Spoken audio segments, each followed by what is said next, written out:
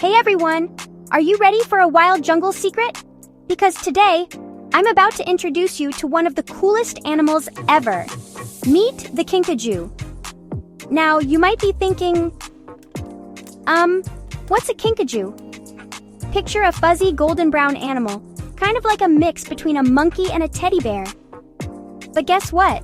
Kinkajous are actually related to raccoons. Crazy, right?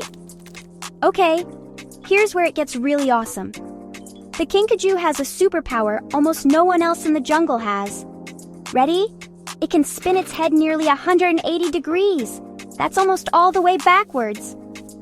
Imagine if you could turn your head and see what's behind you without moving your body. Why do they do this? Well, Kinkajous are nighttime explorers. They climb trees in the dark, looking for yummy fruit and sweet honey. Being able to twist their heads helps them spot sneaky predators, or tasty treats, without falling off the branches. And get this, their twisty necks make them super flexible.